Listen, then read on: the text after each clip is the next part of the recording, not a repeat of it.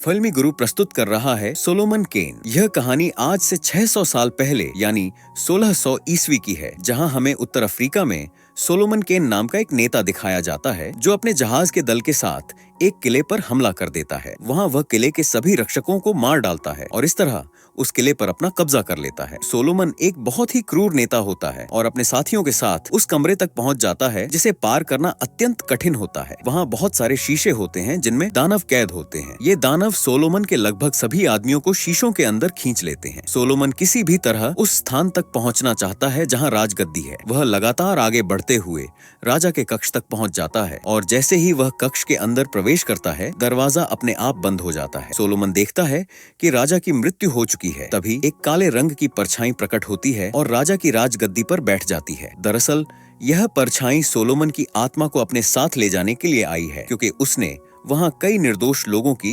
नृशंस हत्या की है और अनेक पाप किए हैं। यही कारण है कि यह परछाई सोलोमन की आत्मा को शैतान के पास ले जाना चाहती है। वह सोलोमन पर हमला करता है, लेकिन इससे पहले कि वह उसे मार सके, सोलोमन खिड़की से कूदकर वहां से भाग निकलता है। एक साल बाद हमें इंग्लैंड के एक चर्च का दृश्य दिखाया जाता है जहां सोलोमन रहता है। उसने अपनी पूरी कमाई और लूटा हुआ सारा धन चर्च को दान कर दिया है। दरअसल उस घटना के बाद जब उसकी आत्मा शैतान को सौंपे जाने वाली थी, वह पूरी तरह बदल चुका है और अब एक नेक इंसान बन चुका है। अब वह चाहता है कि उसकी मृत्यु के बाद उसे नर्क के बजाय स्वर्ग भेजा जाए। एक दिन चर्च के फादर उसके पास आते हैं और कहते हैं, मैंने एक सपना देखा था जिसमें मुझे यह पता चला कि तुम्हारी मंजिल यहाँ नहीं है। तुम्हें अपनी मंजिल तक पहुँचने के लिए इस चर्च को छोड़ना होगा, तभी तुम्हें मुक्ति मिलेगी। यह सुनकर सोलोमन चर्च छोड़ देता है और उस स्थान की ओर निकल पड़ता है जहां उसने अपना बचपन बिताया था। रास्ते में कुछ लुटेरे उसे पकड़ लेते हैं और बुरी तरह पीटते हैं। चूंकि अब सोलोमन एक अच्छा इंसान बन चुका है, इसीलिए वह उन पर हाथ नहीं उठाता। वे लुटेरे उसे इतना मारते हैं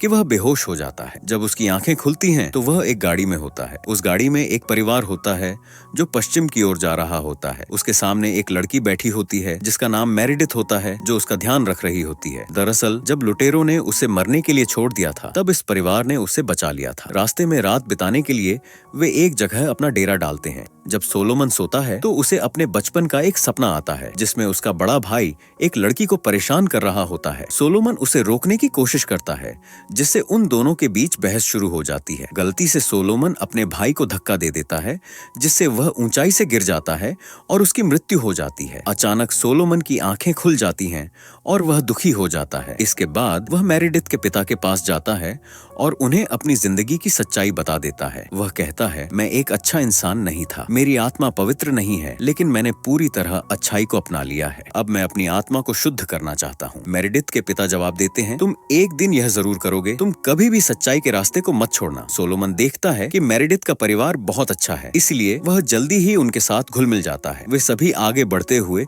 एक कबीले तक पहुँचते हैं जिसे पूरी तरह जला दिया गया होता है। वहाँ केवल एक छोटी लड़की जीवित होती है जिसे वे अपने साथ ले लेते हैं। सोलोमन उससे पूछता है, यहाँ क्या हुआ था? लड़की बताती है, यहाँ एक जादूगरनी विच को लाया गया था जिसे लोग जिंदा जलाना चाहते थे, लेकिन जो भी उसकी मौत का तमाशा देखने आए थे उन्हें मार दिया गया। ये सुनकर मेरिडिथ की माँ को बहुत दुख होता है। वह लड़की से कहती है, तुम्हें उन सभी लोगों के लिए प्रार्थना करनी चाहिए जो मारे गए, लेकिन वह लड़की प्रार्थना करने से मना कर देती है। यह देखकर सोलोमन को उस पर शक होने लगता है, इसीलिए वह अपना क्रॉस निकालता है और उसके पास ले जाता है। अगले ही पल वह लड़की अपने असली रूप में आ जाती है। दरअसल वह एक जादूगरनी विच यानी एक शैतान होती है। विच सोलोमन के हाथ पर एक काला निशान लगाकर कहती है, तुम्हारा इंतजार शैतान कर रहा है। यह कहकर वह वहां से चली जाती है। सोलोमन को समझ में नहीं आता कि उसके हाथ पर निशान बनाकर विच क्या कहना चाहती थी, लेकिन वह अपने सफर पर आगे बढ़ते हैं। तभी रास्ते में सोलोमन को लुटेरों की एक टोली दिखती है जिसका सरदार मल्लाकाई होता है। दरअसल मल्लाकाई शैतान का पुजारी होता है। उसने एक मुखौटा पहना होता है और उसकी जितनी भी सेना होती है वह पूरी तरह से उसके नियंत्रण में होती है। मल्लाकाई और उसके लोग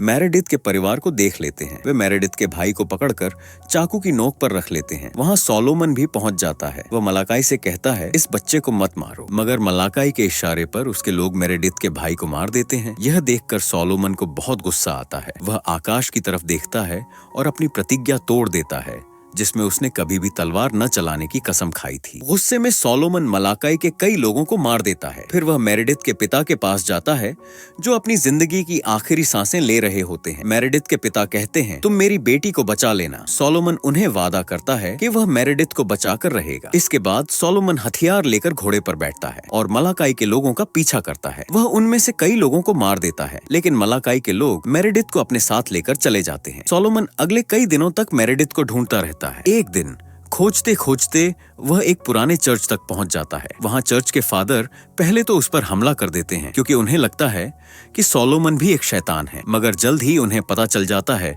कि वह एक अच्छा इंसान है। फादर सोलोमन को चर्च के नीचे तहखाने में ले जाते हैं, जहां उन्होंने बहुत सारे ऐसे लोगों को कैद करके रखा होता है जो अपने होश में नहीं होते। दरअसल मल्लाकाई ने इन सभी को शैतान बना दिया है, क्योंकि वह शैतान का पुजारी है और उसके अंदर बहुत सारी शक्तियां हैं। चर्च के फादर ने वहां मल्लाकाई के बहुत सारे लोगों को बंदी बनाकर अपना गुलाम बना रखा होता है। सोलोमन को जल्दी समझ में आ जाता है कि चर्च के फादर का दिमाग पूरी तरह ठीक नहीं है, लेकिन इससे पहले कि वह कुछ समझ पाता, चर्च के फादर उसे शैतानों के बीच फेंक देते हैं। सोलोमन अपनी तलवार निकालकर कई शैतानों को मारते हुए तहखाने से बाहर निकल जाता है। जैसे ही वह बाहर आता है, उसके सामने वही लुटेरे आ जाते हैं जिन्होंने पहले भी उसे लूटा था और बेहोश कर दिया था। दरअसल ये सब मलाकाई के लिए काम करते हैं और ये भी शैतान बन चुके होते हैं। लुटेरे सोलोमन पर हमला करते हैं, लेकिन वे सोलोमन के सामने टिक नहीं पाते। अब सोलोमन उनके सरदार से पूछता है, मुझे बताओ कि मेरेडिथ कहाँ है? सरदार कहता है, तुम्हारी मेरेडिथ को मार दिया गया है। ये सुनकर सोलोमन अंदर से टूट जाता है। इसके बाद वह उस सरदार को, जो मलाकाई के लिए काम करता था, उसी तहखाने में फेंक देता है जहां नीचे शैतान होते हैं। फिर सोलोमन एक बार में जाता है जहां पर वह शराब पी रहा होता है। वहां एक आदमी आता है जो कभी सोलोमन के साथ काम करता था। वह आदमी कहता है, हमें मलाकाई को हराना चाहिए, क्योंकि वह शैतान का पुजारी है। अगर हम मिलकर काम करें तो उसे हरा सकते हैं। मगर सोलोमन साफ मना कर देता है, क्योंकि वह मेरेडिथ की मौत से बहुत दुखी होता है। कुछ दिनों बाद मलाकाई अपने लोगों के साथ पूरे गांव पर हमला कर देता है। कई लोगों को फांसी पर लटका दिया जाता है, जिनमें एक सोलोमन भी होता है। अगर चाहता तो सोलोमन खुद को आजाद कर सकता था और सबसे लड़ सकता था, लेकिन उसके दिल में अब लड़ने की कोई इच्छा नहीं होती, इसीलिए वह फांसी पर लटका रहता है। अगले दिन एक कारवां वहां से गुजर रहा होता है, जिसमें बहुत सारे गुलाम होते हैं और उनमें एक मेरेडिथ भी होती है। मेरेडिथ सोलोमन को फांसी पर लटका देखती है और जोर से आवाज लगाती है। सोलोमन मेरेडिथ को देख लेता है और उसे पता चल जाता है कि मेरेडिथ जिंदा है। तभी वह खुद को फांसी से छुड़ा लेता है, लेकिन कमजोर होने की वजह से लड़ नहीं पाता। इससे पहले कि मलाकाई के गुलाम उसे मारें, वहां सोलोमन का वही पुराना दोस्त आ जाता है जो उससे बार में मिला था। वह सभी लुटेरों को मारकर सोलोमन को अपने साथ ले जाता है। जल्द ही सोलोमन पूरी तरह से ठीक हो जाता है। उसका दोस्त उसे बताता है कि मलाकाई एक पुराने राजा के महल में है और वह महल किसी और का नहीं बल्कि सोलोमन के पिता का होता है। सोलोमन कहता है, मुझे तो पता भी नहीं कि मेरे पिता जिंदा हैं या नहीं, लेकिन हम मलाकाई को किसी भी तरह से मारकर मेरेडिथ को बचाएंगे। इसके बाद सोलोमन अपने साथियों के साथ महल के पीछे के दरवाजे से अंदर पहुंच जाता है। वहां उसके सामने वही विच आती है जो पहले बच्ची के रूप में आई थी। सोलोमन दूर से ही अपना हथियार चलाकर उसे मार देता है। फिर मलाकाई के बहुत सारे गुलाम अंदर आ जाते हैं। सोलोमन और उसके लोग उन सबसे लड़ते हैं। कुछ देर बाद वहां खुद मलाकाई आ जाता है, जो बहुत ज्यादा ताकतवर होता है। वह सोलोमन के कई साथियों को मार देता है। सोलोमन के लोग समझ जाते हैं कि वे मलाकाई का मुकाबला नहीं कर सकते, इसलिए वे तय करते हैं कि वे सब के सब महल के अंदर चले जाएं ताकि छुपकर अपनी जान बचा सकें। तभी सोलोमन मलाकाई का सामना करता है और उसके सभी साथी महल के अंदर चले जाते हैं। सोलोमन खुद भी एक गुप्त दरवाजे से अंदर चला जाता है। सबसे पहले वह उस जगह पर जाता है जहां कैदियों को रखा होता है। वहां एक बूढ़े आदमी को देखता है जो और कोई नहीं बल्कि सोलोमन के पिता होते हैं। सोलोमन अपने पिता को जंजीरों से आजाद करने की कोशिश करता है, लेकिन उन जंजीरों पर जादू होता है, इसलिए वह उन्हें तोड़ नहीं पाता। वह अपने पिता से माफी मांगता है और कहता है, बचपन में मेरी वजह से मेरे भाई की मौत हो गई थी, जिसके बाद मैं आपको हमेशा के लिए छोड़कर चला गया। सोलोमन के पिता कहते हैं, तुम्हारे भाई की मौत नहीं हुई थी। जब वह ऊपर से गिरा था तो बच गया था, लेकिन उसकी हालत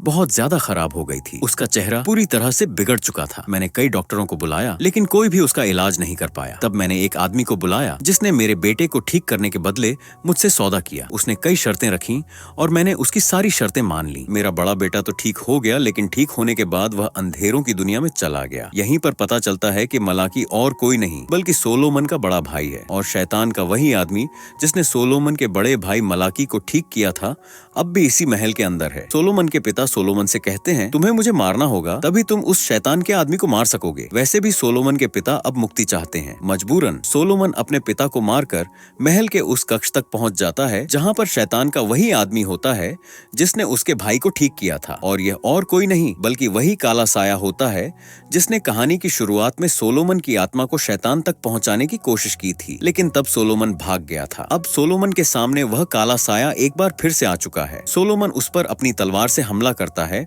लेकिन वह काला साया धुआं बनकर वहां से गायब हो जाता है। तभी सोलोमन देखता है कि वहां पर मेरिडिथ एक पिंजरे के अंदर बंद होती है। सोलोमन उसके पास जाकर उस पिंजरे का ताला तोड़ देता है। इतने में पीछे से मलाकी उस पर तलवार से हमला करता है। सोलोमन उसे समझाने की कोशिश करता है, मैं तुम्हारा छोटा भाई हूँ, हमें एक साथ मिलकर रहना चाहिए, लेकिन मलाकी उसकी बात नहीं मानता और सोलोमन पर हमला कर देता है। लड़ते लड़ते सोलोमन उस शैतान के आदमी को भी ललकारता है। सोलोमन चिल्लाकर कहता है, अगर तुम्हारे अंदर हिम्मत है तो सामने आओ। तभी वह काला साया एक इंसान के रूप में उसके सामने आ जाता है और सोलोमन को एक शीशा दिखाता है जिसके अंदर एक बहुत बड़ा राक्षस होता है। वह सोलोमन से कहता है, इस बार शैतान ने तुम्हारी आत्मा को लेने के लिए इस दैत्य को भेजा है जो बहुत जल्दी तुम्हारी आत्मा को लेकर शैतान के पास जाएगा। अब सोलोमन ईश्वर की प्रार्थना करता है। इसके बाद एक बार फिर से अपने भाई मलाकी को समझाने की कोशिश करता है, लेकिन वह उसकी बात नहीं मानता। इसलिए सोलोमन को मजबूरी में अपने भाई को मारना पड़ता है। इधर शैतान का आदमी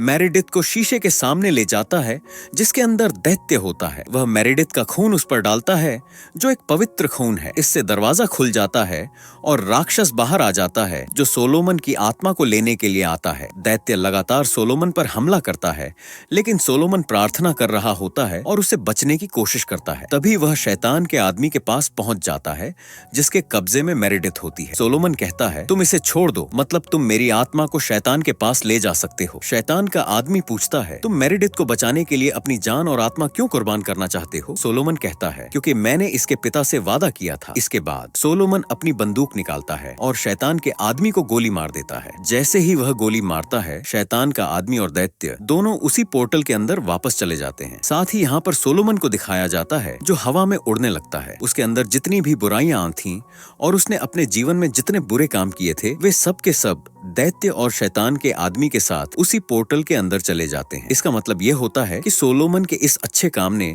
उसके सभी बुरे कर्मों को माफ कर दिया और उनका अंत कर दिया। अब सोलोमन बेहोश हो जाता है। जब वह होश में आता है तो उसके सामने मेरिडिथ होती है। वह अपने पिता और भाई के शरीर को दफनाकर मेरिडिथ को वापस उसकी माँ के पास भेज देता है। इसके बाद वह अपने आप से वादा करता है कि दुनिया में जितनी भी शैतानी शक्तियां हैं उन्हें एक एक करके खत्म कर देगा, और फिर वह अपने सफर पर निकल पड़ता है। इसी के साथ सोलोमन केन की कहानी यहीं पर खत्म हो जाती है। ये फिल्म 2009 में रिलीज हुई थी और IMDb पर इसकी रेटिंग 6.1 है। उम्मीद करते हैं कि यह कहानी आपको पसंद आई होगी।